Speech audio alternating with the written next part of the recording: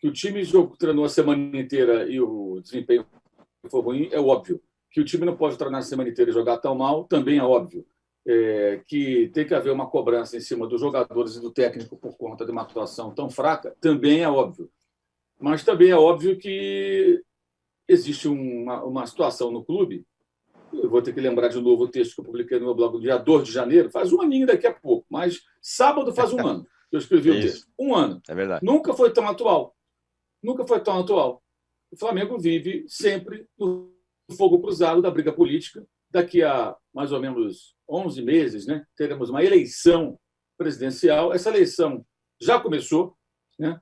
O couro come dentro da própria diretoria. Por isso, bem na ingenuidade, quando alguém fala assim, não, porque a diretoria não escolheu bem. A diretoria não escolhe nada, irmão. Não escolhe nada. Ali é uma disputa. Quem que vai escolher o técnico? Quem que chega na frente? As coisas são feitas assim. É troca de farpas, é gente que vaza. Por exemplo, no domingo já tinha gente vazando em rede social que havia e também por WhatsApp e tudo mais, que havia um movimento pela demissão do treinador. Que é uma coisa bizarra, uma coisa absurda. Isso supera qualquer limite do ridículo. E movido por quê? Movido por interesses políticos, movido por uma série de conchavos, de pessoas que querem, de repente, agradar A, B ou C. Está muito longe do CT, está muito longe do desempenho do futebol. Quer dizer, o clube ele prejudica ele mesmo por conta desse tipo de coisa. E as pessoas que estão por trás disso nunca vão mostrar a cara, nunca vão aparecer. Nunca vão aparecer. Vão ficar ali quietas, né? Então, uma coisa vai muito além do futebol. Não dá para achar que é só porque é do campo e bola, porque treinou bem, jogou mal. Não é só isso. Tem mais coisas aí. Agora, a análise do desempenho do time. Eu acho assim, curioso que 6 dias antes, acho curioso por dois aspectos. Primeiro, como é que um time que 6 dias antes vira um jogo com um homem a menos, desde os 9 minutos, depois de tomar uma virada, e vai buscar o resultado? O técnico fez mudanças naquela partida para ganhar o jogo. Poderia ter se contentado com o empate. Fez 3-3, bota mais 2 zagueiros ali, fica dando pico para cima, segura o empate e fala, ganhei um ponto. Se empata com o Bahia 3-3 e ganha de 1-0 sofrendo com o Fortaleza, normal. O Bahia teve um homem a menos. Fortaleza jogou mal, mas venceu. Não, foi o contrário. Foi uma virada espetacular contra o Bahia, numa situação totalmente adversa e uma situação horrorosa contra o Fortaleza. Ainda assim, teve pênalti perdido, uma situação para lá de insólita do jogador escorregar, um erro da arbitragem que não mandou repetir a cobrança do penal. Né? Tudo bem, o VAR não pode interferir, mas o Bandeirinha poderia ver que houve uma grande invasão da área.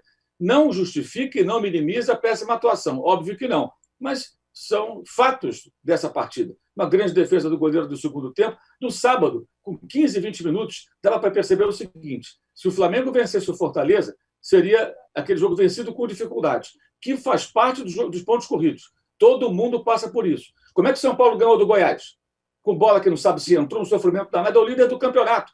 Vai ter jogo assim, irmão. Não vai ser, vai ganhar tudo com o pé nas costas. Nem o time do Jesus ganhou com o pé nas costas. Com reservas, é verdade, mas ganhou sofrendo do Fortaleza ano passado com gol nos acréscimos. E aí existe uma campanha contra o Rogério na internet, que eu acho que não tem tanto peso, é apenas barulhenta, mas é de um segmento, que parte, inclusive, de alguns setores com esse interesse político. Não é possível que a pessoa tenha consciência, horas depois, acho que tudo depende do técnico. Os jogadores não jogam. O escorregão do pênalti é responsabilidade do Rogério. O gol que o Lincoln perdeu lá atrás contra o Atlético Goianiense foi culpa do técnico. Né? Vamos supor que tivesse 0-0 e o São Paulo tomasse o gol da derrota para o Corinthians, aquela situação que o Volpi saiu driblando. O Diniz manda ele fazer aquilo? Eu acho que não, pô. Eu vou para o seguinte, meu irmão, quando você pegar a bola dentro da área, saia driblando os atacantes adversários. Não, deu uma pane do goleiro do São Paulo e ele fez aquela bobagem, quase saiu um segundo gol, já estava 1-0.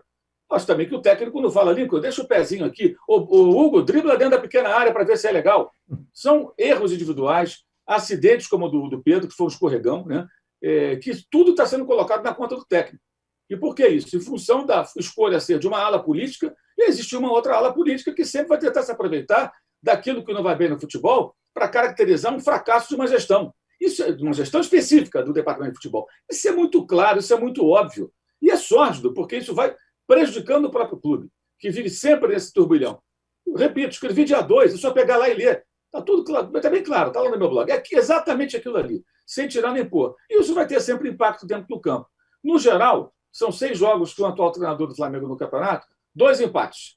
Um com o Atlético Goianiense, né, graças ao Sr. Lincoln, que deixou a perninha no caminho da bola. Era outro jogo desse para vencer do jeito que é possível. E esse jogo de sábado, que aconteceu de tudo, uma situação para lá de inusitada na jogada do pênalti, e uma atuação horrorosa que não tem desculpa. Óbvio que não tem desculpa.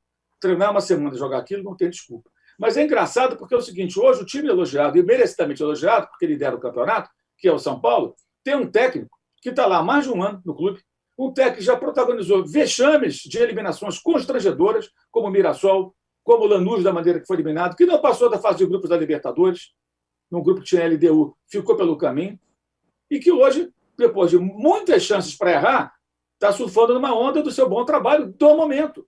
E o técnico do Flamengo ele tem que resolver em uma semana, em 10 dias. Claro que o Rogério tem responsabilidade, é evidente, ele é o técnico. É claro que ele também tem responsabilidade, como tem os jogadores, como tem maior ainda aqueles que ficam o tempo todo com lança-chamas, colocando fogo onde não deveriam.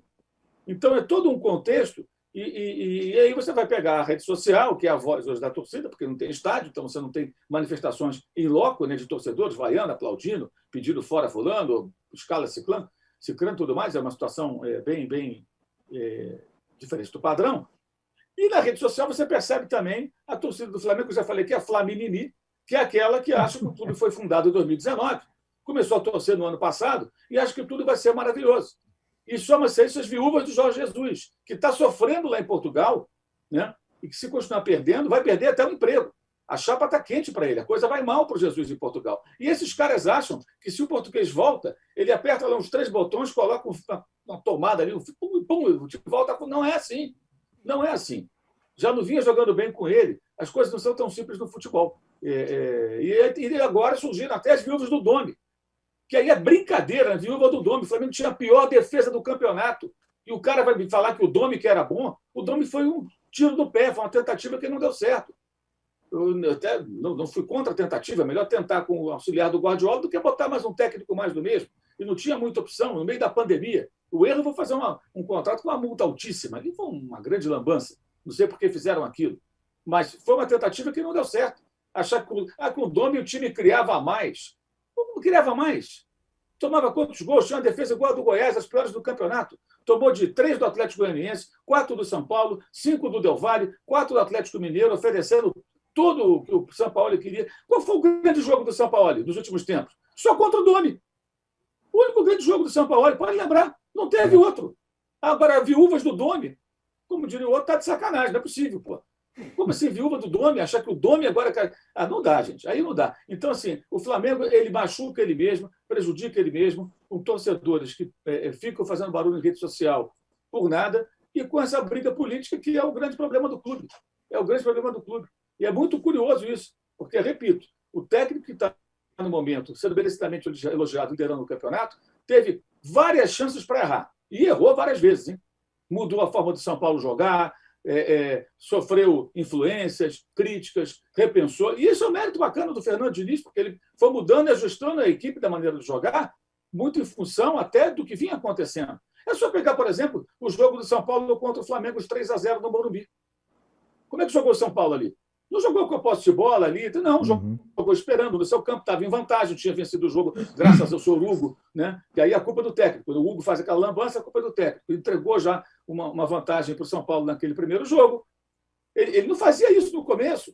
Então, o próprio Fernando Diniz ele foi adequando as situações, adversário, competição, momento, e a coisa foi caminhando. E o São Paulo foi evoluindo. Mas quantas chances teve para errar?